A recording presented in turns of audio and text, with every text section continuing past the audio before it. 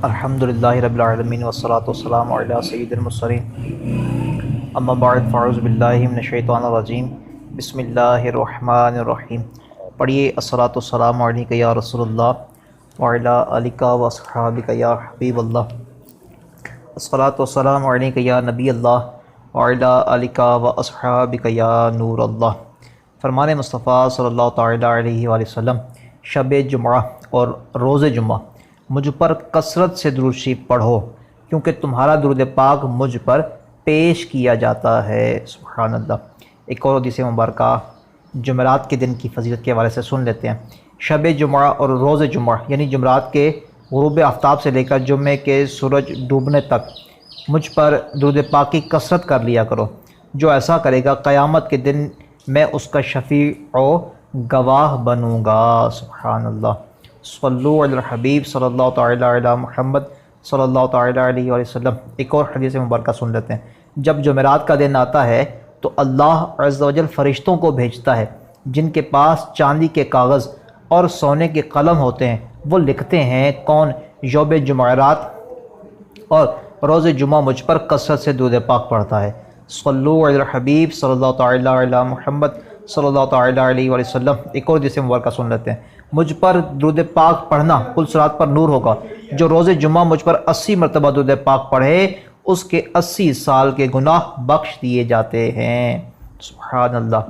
ایک اور حدیث مبارکہ سن لیتے ہیں۔ جو مجھ پر روز جمعہ اور درود شریف پڑھے گا میں قیامت کے دن اس کی شفاعت کروں گا۔ سبحان اللہ۔ ایک اور حدیث مبارکہ سن لیتے ہیں جمعرات کے حوالے سے، جمعے کے حوالے سے۔ جو شخص بروز جمعہ مجھ پر 100 مرتبہ درود پاک پڑھے گا جب وہ قیامت کے روز آئے گا تو اس کے ساتھ ایک ایسا نور ہوگا کہ اگر ساری مخلوق میں تقسیم کر دیا جائے تو سب کو کفایت کرے۔ سبحان اللہ۔ مزید بھی احادیث مبارکہ موجود ہیں جمعے اور جمعرات کے حوالے سے، لیکن یہ 5 تقریباً ہو گئی ہیں۔ تو الغرض درود پاک پڑھنا نا بڑی فضیلت والا کام ہے، اور اس کو بس ہر روز پڑھنا چاہیے، لیکن جمعے اور جمعرات کے دن نا خصوصیت کے ساتھ پڑھنا چاہیے۔ صلو علی الحبیب صلی اللہ تعالی علی محمد صلی اللہ تعالی علیہ وسلم۔ آئیے جلدی سے اچھی نیتیں کر لیتے ہیں۔ فرمان مصطفیٰ صلی اللہ تعالی علیہ وسلم، نیت المؤمن خیر من عمل، مسلمان کی نیت اس کے عمل سے بہتر ہے۔ 2 مدنی پھول بھی سماعت کر لیجئے۔ بغیر اچھی نیت کے کسی بھی عمل خیر کا ثواب نہیں ملتا۔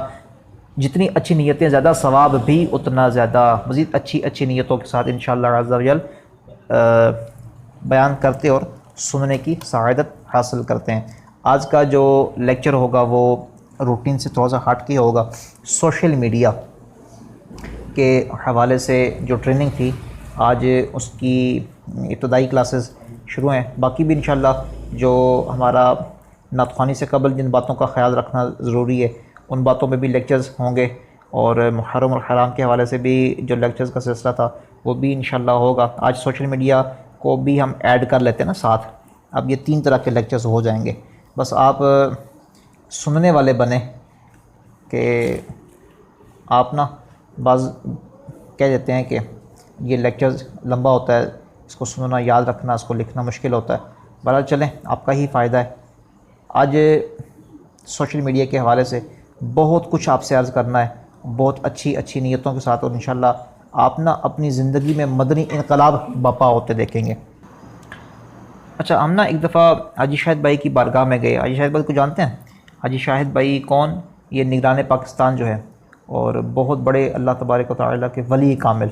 اب یقین کریں ان کا چہرہ بندہ دیکھتا ہے نا تو بندے کو احساس ہوتا ہے یار یہ ولی اللہ کا ایسا ہوتا ہے۔ حاجی شاہد بھائی کی بارگاہ میں ہم فیصل آباد میں حاضر ہوئے ان کے گھر پہ، تو ہمارے ساتھ مطلب کچھ اور اسلامی بھائی بھی تھے۔ تو باتوں میں نا انہوں نے پوچھا ان اسلامی بھائی سے کہ کیا کچھ کرتے ہیں، تو وہ اسلامی بھائی بتانے لگے کہ مطلب اپنی کارکردگی دینے لگے نا کہ حضور میں مطلب تہجد اور یہ فضائے مدینہ اور یہ سارا کچھ اس طرح کرتا ہوں نا، تو اپنی عبادات کے حوالے سے کچھ عرض کرنے لگے۔ تو حاجی شاہد بھائی نے فرمایا کہ حضور سارا کچھ ٹھیک ہے، بتائیے میرے آقا صلی اللہ تعالی علیہ وسلم کی امت کے لیے کیا کیا؟ تو آپ یقین کریں کہ باقی بھی علماء سے ہم سنتے ہی رہتے ہیں کہ حضور نبی کریم صلی اللہ تعالی علیہ وسلم کی امت کے لیے کچھ کرنا چاہیے، لیکن اس دن حاجی شاہد بھائی کا جو جملہ تھا نا وہ یقین کریں کہ دل میں بس پیوست ہو گیا پکا ہمیشہ کے لیے، کہ حضور صلی اللہ تعالی علیہ وسلم کی امت کے لیے کیا کیا۔ یہ امت بڑی بہترین امت ہے، اور اللہ تبارک و تعالیٰ بھی اس امت کی نا قرآن پاک میں تعریف فرماتا ہے۔ اور یہ امت ایسی امت ہے کہ تمام انبیاء علیہ السلام خواہش کرتے تھے کہ کاش ہم نبی رحمت صلی اللہ علیہ وسلم کے ایک امتی ہونے کی حیثیت سے ہی دنیا میں آتے ہیں۔ نبوت اللہ تبارک و تعالیٰ ہم سے لے لیتا اور ہمیں نبی کریم صلی اللہ علیہ وسلم کا امتی بنا لیتا۔ یہ دیکھیں کتنا بڑا درجہ ہے نا، اور حالانکہ نبی افضل ہوتا ہے، امتی افضل نہیں ہوتا، لیکن آقا صلی اللہ تعالیٰ علیہ وسلم کی امت میں آنا اتنا بڑا شرف ہے کہ انبیاء نے خواہش کا اظہار کیا۔ مطلب اہمیت پتہ چلی نا کہ امتی کی بڑی اہمیت ہے۔ سرکار صلی اللہ علیہ وسلم کا امتی کوئی عام شخص نہیں ہے، بلکہ یہ خاص الخاص ہے۔ یہ اس پہ مفصل گفتگو کی جا سکتی ہے کہ حضور نبی کریم صلی اللہ تعالیٰ علیہ وسلم کی نا امت کی کیا شان ہے، لیکن اب ہمارا موضوع جو ہے وہ کچھ اور ہے، تو آئیے ہم آگے چلتے ہیں۔ دیکھیں آج کل کا جو ماحول ہے، سوشل میڈیا کا ماحول ہے، ہر ایک کے پاس نا یہ اینڈرائڈ موبائل، ٹچ موبائل ہے، اور ہم لطیفے اور چٹکلے ایسے سنتے ہیں کہ ایک فقیر آتا ہے اور آ کے کہتا ہے کہ مجھے کھانے کے لیے کچھ دو، تو ایک خاتون اس کو کہتی ہے کہ بھائی ابھی کھانا تیار نہیں ہے، تو وہ آگے سے فقیر کہتا ہے کہ یہ آپ میرا موبائل نمبر رکھ لیں اور آپ مجھے نا واٹس ایپ کر دیں جب کھانا تیار ہو جائے۔ تو یہ اس طرح کے چٹکلے اور مطلب یہ لطیفے یہ حالانکہ بیان نہیں کرنے چاہیے، میرا مقصد آپ کو ہنسانا نہیں تھا بلکہ اس درد سے آگاہ کرنا تھا کہ یقین کریں آج کل کے فقیروں کے پاس بھی اینڈرائڈ موبائل ہیں، ان کے گھروں میں جا کے دیکھیں تو ہیں، یہ ریئل ہے، ریالٹی ہے، حقیقت ہے۔ ہمارے علاقے کے جو مزدور طبقہ ہے اس کے پاس بھی، ان کے گھروں میں بھی یہ موبائلز ہیں، اینڈرائڈ موبائل نا، ایک ایک دو دو تین تین موبائل ہیں۔ تو یہ مطلب یہ وقت کی ضرورت کہہ لیں، اس کو شوق کہہ لیں، جو بھی کہہ لیں، لیکن یہ سلسلہ آ گیا ہے نا۔ پھر دیکھو ایک مسئلہ بھی ہے کہ یہ بچوں کے پاس بھی آج کل آ گیا، آن لائن کلاسز، یہ کرونا کی وجہ سے آن لائن کلاسز ہو گئی ہیں، تو جو پہلے مخالفت کرتے تھے کھل کے نا کہ آپ جو ہے وہ موبائل استعمال نہ کروائیں بچوں کو، وہ بھی اپنے بچوں کو موبائل دینے کے لیے مجبور ہو گئے ہیں، چونکہ آن لائن کلاسز وغیرہ کا سلسلہ تھا۔ تو بعض بچیاں، چھوٹی بچیاں جو تھیں ان کے ہاتھوں میں بھی موبائل دینا پڑ گیا یہ آن لائن کلاسز کی وجہ سے، اور وقت کے حالات ہیں، اگر بچوں کو موبائل نہ دیا جائے تو وہ بعض اوقات نا، یہ سب کی بات نہیں کر رہا، ہر ایک کی کیفیت الگ ہوتی ہے، میں ایک مجموعی طور پہ بات کر رہا ہوں کہ وہ اس کو احساس ہوتا ہے یار کہ مجھے مطلب اب وہ موبائل نہیں لے کے دیتے، فلاں میرے بھائی کے پاس، فلاں میرے کزن کے پاس، ماموں کے بیٹے، چاچوں کے بیٹے کے پاس موبائل ہے۔ حالانکہ میں اس کی حمایت نہیں کر رہا کہ آپ بچوں کو دیں، میں تو آپ کو مشورہ دوں گا یہ جتنا بچا کر رکھ سکتے ہیں بچائیں، یہ اچھی چیز نہیں ہے۔ اگر میری یہ وائس بچے سن رہے ہیں یا بچے سنیں تو بیٹا آپ بھی جنا، یہ موبائل اچھی چیز نہیں ہے فی الحال آپ کے لیے، آپ اس کو استعمال نہ کریں۔ یہ جو تجربہ کار لوگ ہیں نا، ایکسپیرینس والے لوگ ہیں، آپ ان سے پوچھیں کہ یہ اچھی چیز نہیں ہے، یہ ریئل میں واقعی میں بھی ایک ایکسپیرینس والا بندہ ہوں، میرے پاس بھی کچھ نہ کچھ تجربہ ہے، چونکہ میں میڈیکل ڈاکٹر بھی ہوں اور میرے پاس پیشنٹس آتے رہتے ہیں سارا دن، وہ مجھے دکھاتے رہتے ہیں یہ اس کے کارنامے نا موبائلز کے، اور کچھ میں نے اپنی آنکھوں سے بھی دیکھے ہیں کہ ایک کیا عرض کروں، یہ عرض کرنے والی باتیں نہیں ہیں۔ بہرحال بس مجموعی طور پہ یہ عرض کروں گا کہ بیٹا اگر آپ سن رہے ہو، بچے سن رہے ہو، تو آپ نے ابو سے ضد نہیں کرنی اور کوشش کرنی ہے کہ ضروری سے ضروری کام بھی ہو نا تو اس کو بھی آپ ادا کر لیں۔ اب موبائل اگر لینا پڑ جائے نا تو بہت مختصر سا تھوڑے سے ٹائم کے لیے موبائل لیں اور بس پھر موبائل واپس کر دیں، یہ اچھی چیز نہیں ہے۔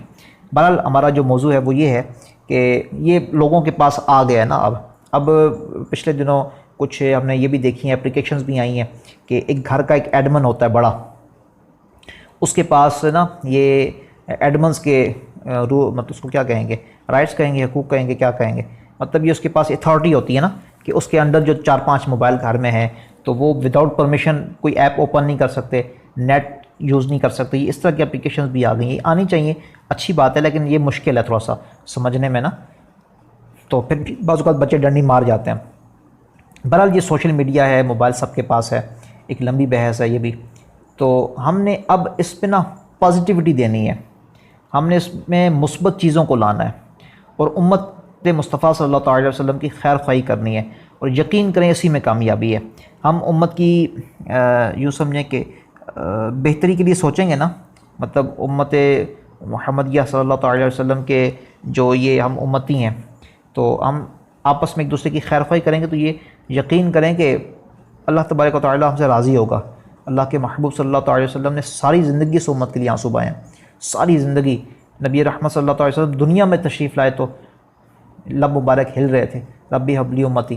جب قبر مبارک میں تشریف لے گئے تو صحابہ نے دیکھا کہ آپ کے مبارک لب ہل رہے تھے، کان جب پاس کیا گیا تو مبارک ہونٹوں سے آواز آ رہی تھی، رب حبلی امتی۔ تو یہ سرکار صلی اللہ علیہ وسلم ساری زندگی نا آپ راتوں کو اٹھ کر جنت البقیع میں جاتے رہے۔ سیدہ عائشہ صدیقہ رضی اللہ عنہا فرماتی ہیں کہ میں دیکھتی کہ حضور رو کے اپنی امت کے لیے دعائیں کر رہے ہیں۔ تو یہ بڑی لاڈلی امت ہے، اللہ اکبر، یہ بڑی پیاری امت ہے۔ آقا صلی اللہ علیہ وسلم نے بڑا پیار فرمایا اپنی امت سے نا، تو جب ہم پیار فرمائیں گے تو دیکھیں نا ہمیں بھی پھر آقا صلی اللہ علیہ وسلم کی شفاعت ملے گی نا، رحمت ملے گی نا، نظر شفاعت ہوگی انشاءاللہ۔ تو بہرحال سوشل میڈیا پہ ہم نے اچھا کام کرنا ہے۔ میں نے آپ کو ایک ویڈیو مختصر سا کلپ بھیجا جس میں واٹس ایپ گروپ بنانے کا طریقہ آپ سے عرض کیا، تو امید ہے ماشاءاللہ آپ کو آ گیا ہوگا، نہیں آیا تو دوبارہ پوچھ لیجیے گا، میں انشاءاللہ پرسنل پر آپ کو دوبارہ عرض کر دوں گا۔ واٹس ایپ پر ہم نے گروپس بنانے ہیں، اور آپ دیکھیے گا جو میں آپ کو ایک ٹرک بتانے لگا ہوں، ایک کام کی بات بتانے لگاؤں تو آپ دیکھیے گا انشاءاللہ آپ اپنے اندر نا مدنی انقلاب، آپ کا دل یوں ایسے جھومے گا مدینے کی یادوں میں انشاءاللہ۔ ہم نے گروپس بنانے ہیں زورے والا، گروپس بنا کے ہم نے گروپس کو چلانا ہے۔ میں شروع میں آپ کا ساتھ دوں گا گروپس چلانے میں، گروپ کی سیٹنگز آپ کو بتاؤں گا، گروپ چلا کے دوں گا آپ کو، اور آپ اگر خود سے چلا سکتے ہیں تو ماشاءاللہ میں آپ کو پوسٹیں بنائی دیا کروں گا، آپ نے گروپس میں شیئر کرنی ہوں گی۔ جب آپ نے سمجھا کہ آپ خود اس قابل ہو گئے ہیں کہ آپ گروپس کو چلا سکیں تو آپ نے بھی خود چلانا ہے۔ یہ میں آپ کو یہ نہیں کہہ رہا کہ آپ 500 600 1000 گروپس چلائیں، میں آپ کو فی الحال ابھی یہ کہوں گا کہ صرف ایک گروپ نا، میں مختلف موضوعات آپ کو دیتا ہوں ابھی تھوڑی دیر تک، تو ایک گروپ بنا لیں، اور اس میں جو مدنی انقلاب آئے گا وہ میں آپ سے ابھی عرض کروں گا نا، آپ دیکھیے کہ انشاءاللہ آپ کا دل مدینے کی یادوں میں جھومنا شروع کر دے گا انشاءاللہ عز و جل۔ تو آئیے اس پہ بات کرتے ہیں کہ کون کون سے اپنے گروپس بنانے ہیں۔ گروپ کا نام کیا رکھنا ہے؟ پہلا آپ نے نام رکھنا ہے جو گروپ بنانا ہے جس کے ایڈمن آپ خود ہوں گے، اور یہ صدقہ جاریہ ہے۔ آپ ایک دفعہ پوسٹ بنائیں گے نا، آپ ایک دفعہ پوسٹ بنائیں گے، بنا کے شیئر کریں گے، آپ یقین کریں یہ شیئر ہوتی رہے گی، کہاں سے کہاں لاکھوں کروڑوں بندوں تک پہنچ جائے گی، اور آپ کے لیے گھر میں بیٹھے صدقہ جاریہ، اور پھر آپ کی اچھی مصروفیت، اور پھر آپ کے لیے بے پناہ ثواب کا خزانہ۔ آپ اگر قبر میں بھی چلے گئے نا تو آپ کی بھیجی ہوئی پوسٹ سے کسی نے عبرت حاصل کر لی، آپ کی بھیجی ہوئی پوسٹ سے کسی نے اصلاح کر لی نا اپنی، تو آپ یقین کریں آپ کے لیے مفت کا صدقہ جاریہ۔ آپ مر گئے، مٹی میں مٹی ہو گئے، پھر بھی آپ کو پیچھے سے نیکیاں ملتی رہیں گی اس صدقہ جاریہ کا۔ یہ صدقہ جاریہ میں اس سے آپ یقین کریں کہ کوئی بھی فائدہ آپ کو نہ بھی ہو نا، تو صرف صدقہ جاریہ ہو تو یہ بھی کم نہیں ہے، گھاٹے کا سودا نہیں ہے۔ جو پہلا گروپ آپ نے واٹس ایپ بنانا ہے اس کا نام رکھنا ہے فیضان قرآن۔ دیکھیے ہم قرآن سے بڑے دور ہیں، ہم یقین کریں خود قرآن پاک نہیں پڑھ پاتے، ٹائم نہیں ہوتا، وقت نہیں ملتا، توجہ نہیں ہوتا۔ شیطان ہے نا یوں ایسے جکڑا ہوا ہے ہمیں، تو یہ ڈیوٹی اور یہ کام اور یہ پیسے کمانا اور یہ ادھر بس ڈیوٹی پہ گئے، کام کیا، دکان کیا، دھندا کیا، یہ ہم لگے ہوئے ہیں، بس لگے ہوئے ہیں نا، قرآن پاک نہیں پڑھ سکتے ہم۔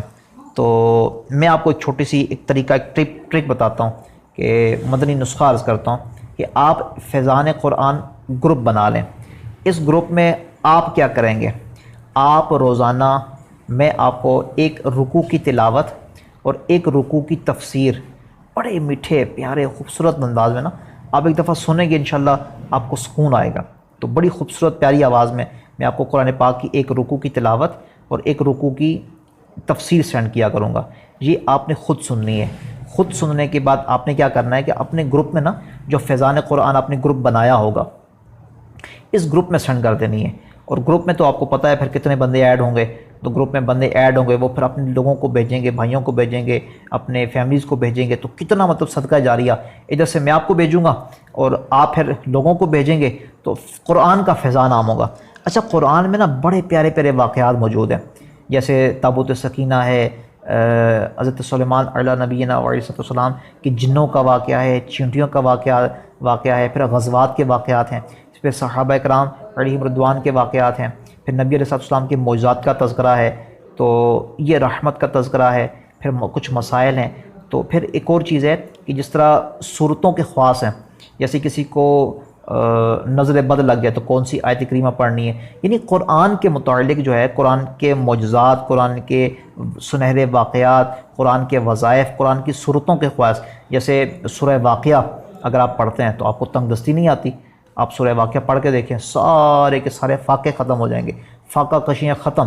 آپ ایک دفعہ گھر بیٹھے بہترین نعت خوان بننے کا موقع. آن لائن نعت کورسز جن میں 50,000 لکھی ہوئی نعتیں، 5,000 نعتیں، 100 سے زائد درود و سلام، 9 مختلف زبانوں پر مشتمل نعتیں، 300 سے زیادہ لیکچرز اور اسباق اور بہت کچھ شامل ہے. مزید معلومات کے لیے دیے گئے نمبر پر رابطہ فرمائیں.